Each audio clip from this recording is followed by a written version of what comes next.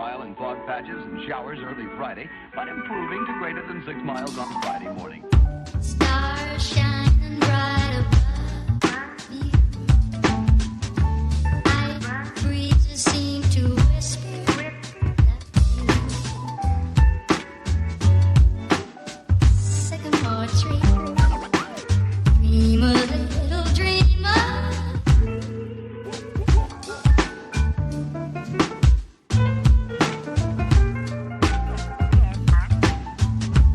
Night breezes seem to whisper you.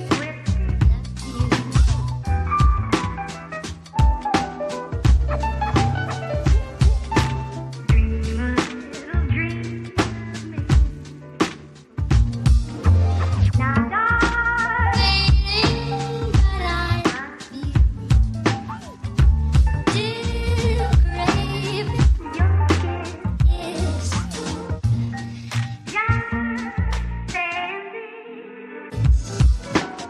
Dream a little dreamer.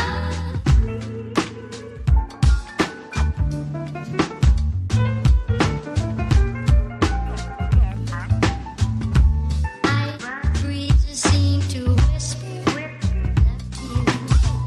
Suggestion that Saturday night, sensational double thrill, stock car spectacular at 7:30 at noon. Dream a little dream.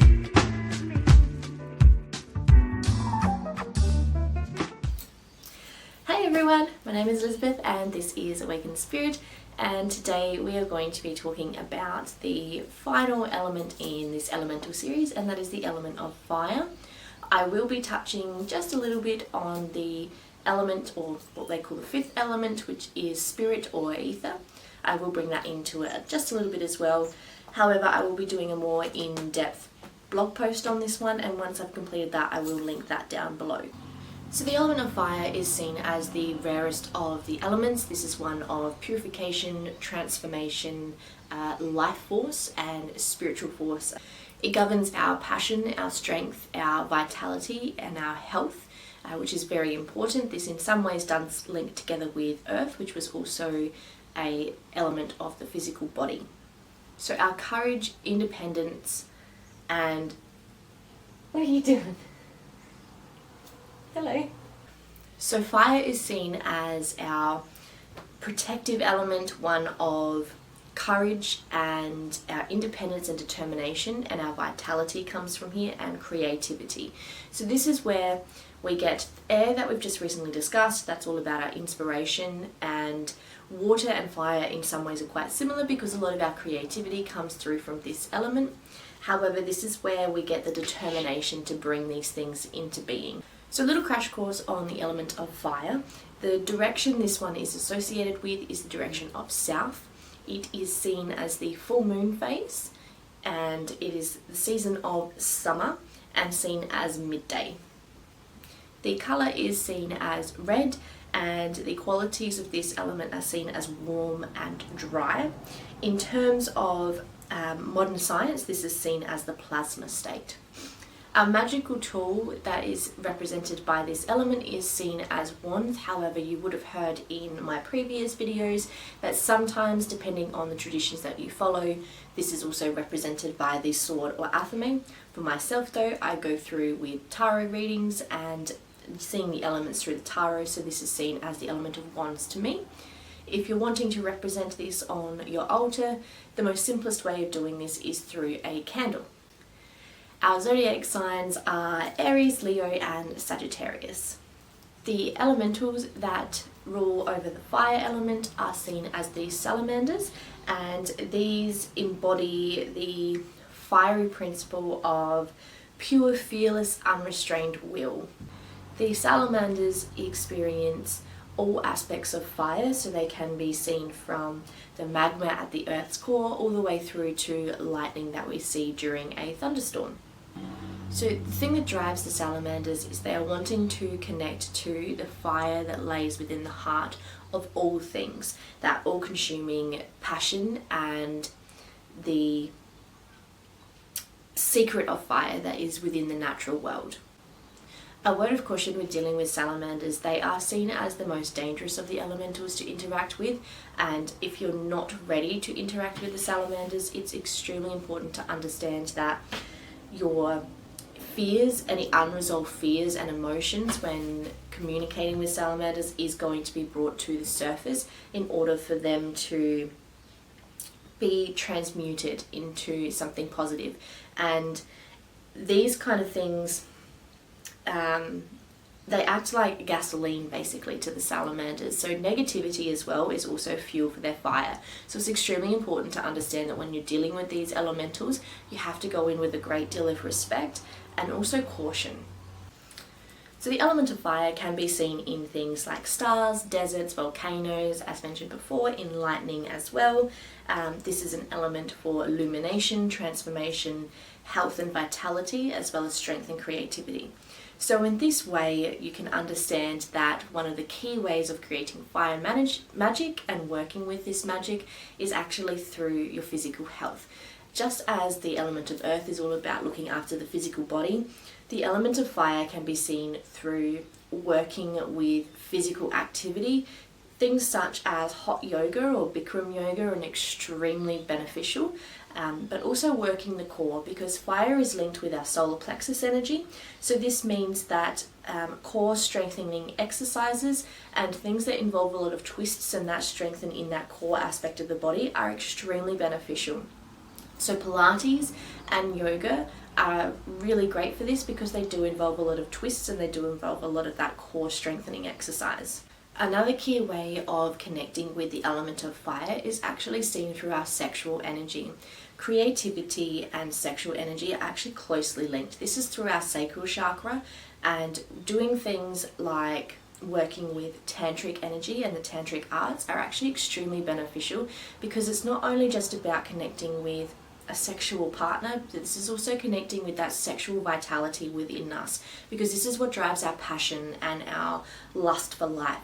So understanding the tantric arts and working with the tantric energy is actually an extremely beneficial way to start connecting with that element of fire within yourself.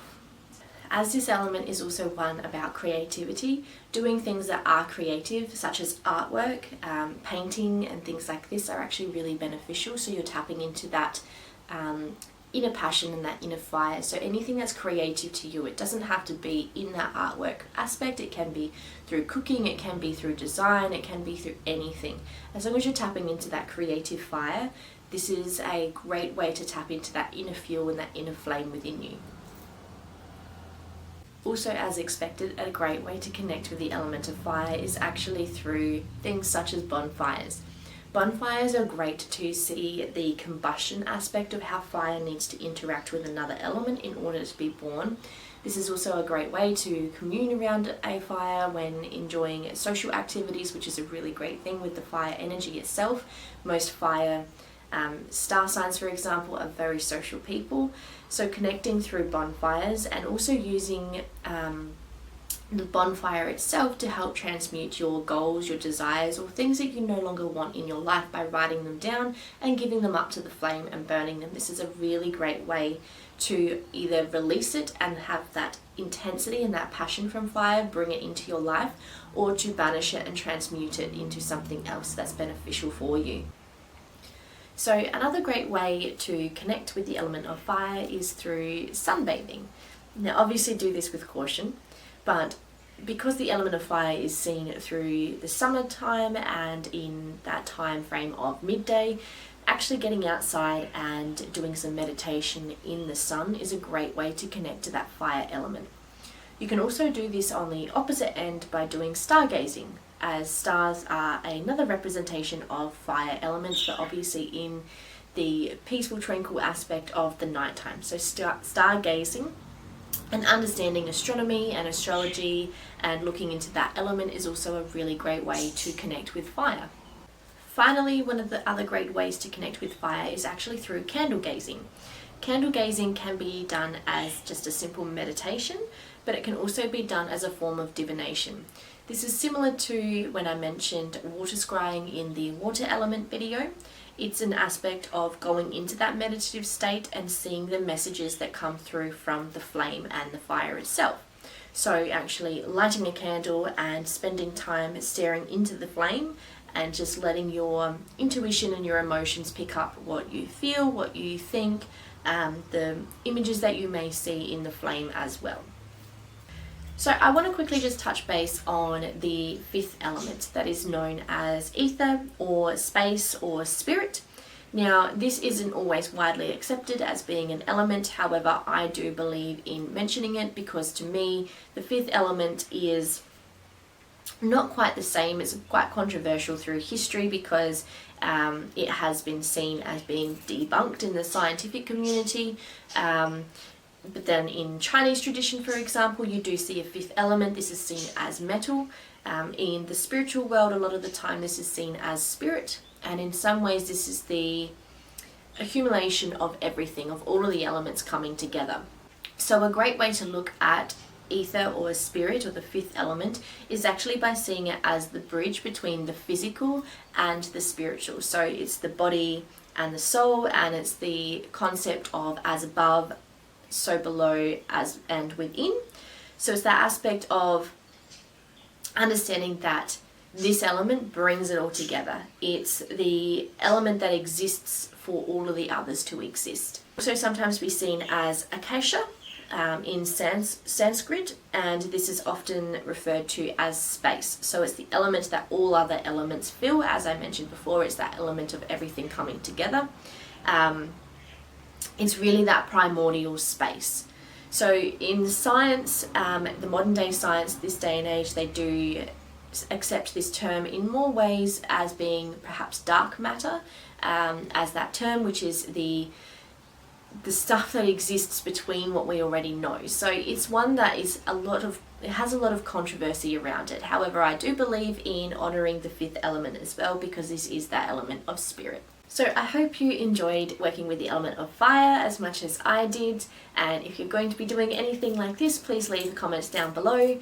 I will be finishing up this series now. As I mentioned, I will be releasing the blog posts that accompany this, so the fire element one will come out, and then I will do one on the fifth element as well. Once those are complete, they will be linked down below, as will all of the other videos that I've done so far in the elemental series. If you haven't already, make sure you hit that subscribe button to stay up to date with all the latest videos. I will be moving into the next series, and that will be going through into spiritual awakenings and understanding what a spiritual awakening is, and then going through the process of what we do with spiritual awakenings, leading into things such as shadow work and understanding the ego as well. So thank you very much for watching, everyone. I hope you have a lovely day, night or evening wherever you are. Thanks again. Love and light.